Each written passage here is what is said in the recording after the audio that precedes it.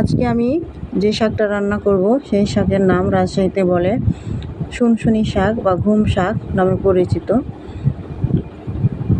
আসসালামু আলাইকুম। এই যে ঘুম শাক বা শুশনি শাক,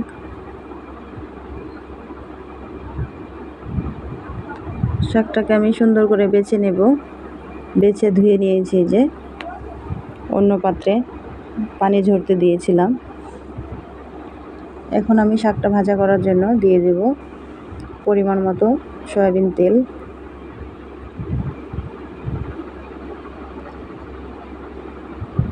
দিয়ে দেব 2টা শুকনো মরিচ, দিয়ে দেব রসুন কুচি, আর এখন দিয়ে দেব পেঁয়াজ কুচি। এখানে পেঁয়াজের পরিমাণটা আমি একটু বেশি দিয়েছি।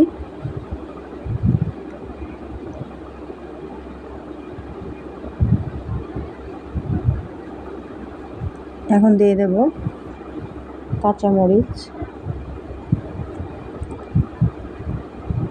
তো আপনাদের অঞ্চলে এই শাকটাকে কি বলে জানি না, তা আমাদের এই রাজশাহী অঞ্চলে এই শাকটাকে বলে শুনশুনি শাক বা ঘুম শাক। এই শাকটা খেলে নাকি অনেক ঘুম হয়।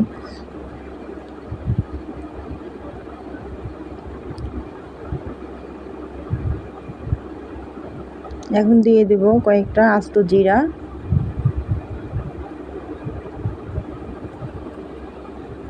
শাকের মধ্যে আমি এই যে আস্ত জিরাটা দিই।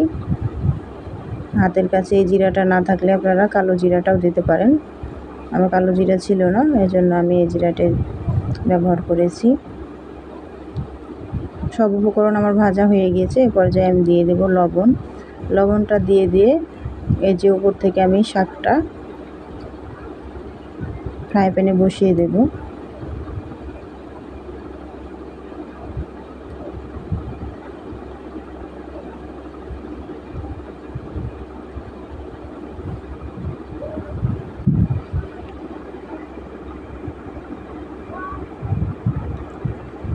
শাকটা অনেকটাই কমে এসেছে।